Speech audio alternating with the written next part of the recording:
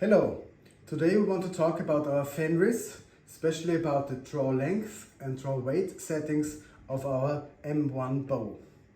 When you buy the complete set from us, we supply you with a very lightweight and adjustable compound bow, the M1, which is a standard compound bow. On the bow you can set the draw length here on those parts at the cams. What is draw length? Draw length is how far I can pull out the bow. Here, this is the maximum setting. It's physically not possible to pull any farther. That's what's called the wall. So that's the end of the draw weight. Yeah? That's the maximum. To adjust this draw weight setting, all I have to do is loosen the screw here at the cams. Just loosen this screw here. Take it off.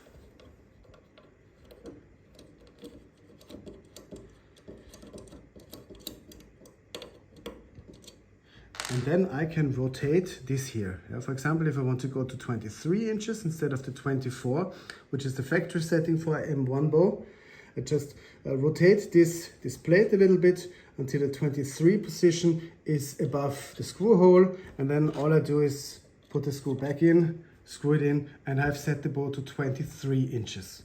It's very important that you do the same setting on one cam and on the other cam. So both need to be set to the same draw length. Yeah? As I told you, 24 is the standard draw length, and I will keep the bow at that. Just screwing in the screw again, and I have set the draw length for the bow.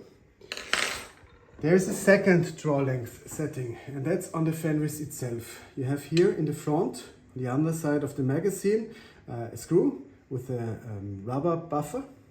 And you have different screw positions where you can put the screw.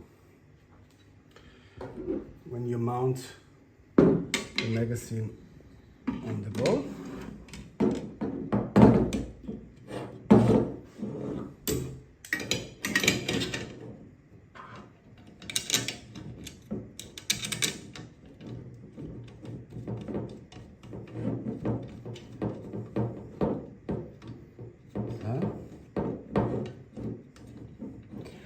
This screw in the front dictates how far I can pull the Fenris. So this is a mechanical stop that defines the end position of the magazine. What's very important for comfortable shooting is that this mechanical stop is the first stop that's relevant. Yeah? So to speak, if I have, for example, the Fenris magazine set to 24 inches, it's very important that the cams are set to the same or lower draw length. Otherwise, I would be here because the bow is the end of the draw length, and when I then fire, because I still pull on it, I immediately pull back the magazine to the mechanical stop of the magazine, which is very uncomfortable.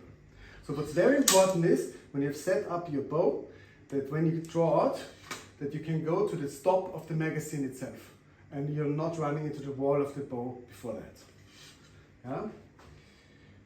Regarding the power level of the system, you adjust the draw weight with those screws here on the riser. The farther the screw is out, the lower the draw weight is. Maximum draw weight is when you screw this screw fully in, so that the limbs are resting against the riser. And this is also the starting position if you're unsure about the settings on your bow. We suggest you screw it to full power, maximum draw weight, and then go backwards, count how many rotations you do with the Allen key, and stop at your desired power level. Also here it's very important that you do the same setting on both of your limbs. Yeah, besides that, it's everything you need to know about your Fenris.